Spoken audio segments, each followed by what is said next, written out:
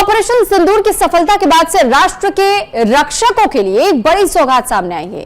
राष्ट्र के प्रति आभार व्यक्त करते हुए और शिक्षा के क्षेत्र में अपने वादे को निभाते हुए लवली प्रोफेशनल यूनिवर्सिटी ने एक स्कॉलरशिप की शुरुआत की है, जय जवान स्कॉलरशिप जिसका नाम दिया गया है।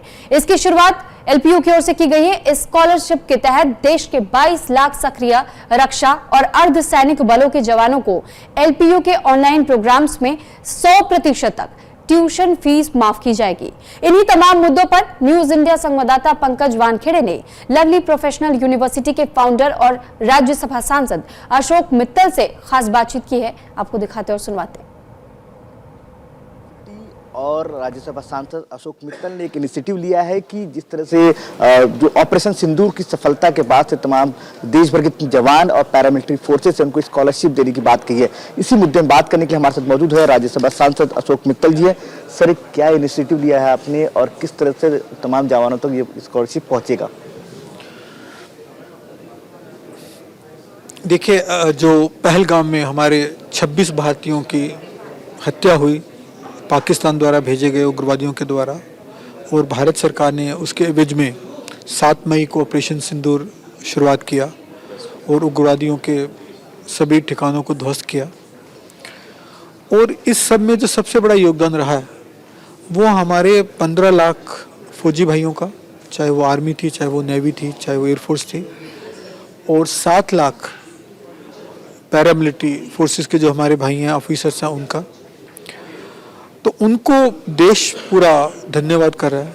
तो हमने सोचा एज ए यूनिवर्सिटी हमें भी उनका धन्यवाद करना है, हमें उनका सम्मान करना है। उसमें मुझे महाराष्ट्र के महान सुधारक, समाज सुधारक श्री ज्योतिबा फुले जी की बातें याद आई कि यदि आपको किसी का सम्मान करना है तो आप उसको शिक्षा दीजिए। तो उनकी इन बातों से प्रेरणा लेते हुए हमने यही सोचा कि जो हमारे इन 22 लाख जवानों का, ऑफिसर्स का मुझे सम्मान करना है, एलपी को सम्मान करना है, तो हम शिक्षा के माध्यम से करें। इसलिए हमने उनको ऑनलाइन शिक्षा के माध्यम से डिग्री प्रोग्राम्स दे के अपना धन्यवाद करना चाहते हैं, अपना नमन करना चाहते हैं। सर, बिल्कुल एलपीयू एक अच्छी सराहना कर रहा है इस बात की कि आप लोगों ने जो बेहतर कदम उठाया है। ये प्रोसेस किस तरह से होगा और कैसे तमाम लोग इससे जुड़ेंगे? देखिए, सबसे पहले तो मैं आप सबकी मदद चाहूँगा कि आपके माध्यम से ये बात हर एक जवान के घर घर पहुँचे कि ऐसी स्कीम चल रही है।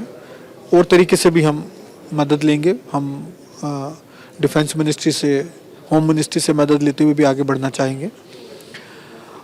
और ये क्योंकि ऑनलाइन माध्यम है तो बच्चे हमारी वेबसाइट पे आके डायरेक्टली ऑनलाइन, जो भी हमारे फौजी भाई हैं वो वेबसाइट पर आके ऑनलाइन माध्यम से डायरेक्ट एडमिशन करा सकते हैं। उनको कहीं फिजिकली जाने की ज़रूरत नहीं होगी।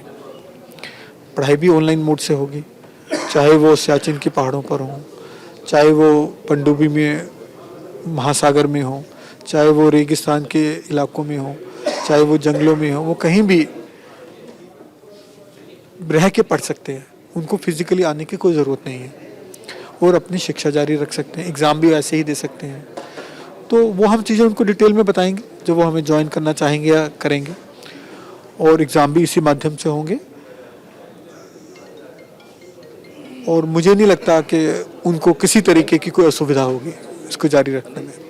आखिरी सवाल, ऑपरेशन सिंदूर के बाद से लगातार एक डेलीगेशन जा रहा है, अलग अलग देशों में जा रहा है। अपना देश की जो तमाम जिस तरह से वीरता गाथा एक तरह से कहा सिंदूर ऑपरेशन के तौर पर जो तमाम जवानों का था उसको लेकर पहुंच रहा है। लेकिन कहीं ना कहीं ऑपोजिशन पार्टी का इसका ऑब्जेक्शन भी है कि हमारी तरफ से नाम प्रॉपर मांगा नहीं गया इस बात को लेकर। देखिए, कितनी छोटी बात है। जब ऐसा मौका हो तो देश बड़ा होता है। हमारे सुप्रीमो ने ये कहा, केजरीवाल जी ने, कि ये प्रेरोगेटिव ये तो प्रधानमंत्री जी का है। वो जिसको भेजना चाहे भेजें, जिसको नहीं भेजना चाहे ना भेजें। हमारी पार्टी से 2 एमपीज को भेजा जा रहा है, ये पार्टी के लिए मान सम्मान की बात है। और मुझे नहीं लगता किसी और पार्टी को एतराज़ होना चाहिए इस बात में। ये तो देश के मान सम्मान की बात है और ऐसी हम छोटी बातें इस मौके पे करें वो वैसे ठीक नहीं लगता। धन्यवाद सर न्यूज़ इंडिया से बात करने के लिए। कैमरामैन नितिन के साथ पंकज वानखेड़े, न्यूज़ इंडिया, नई दिल्ली।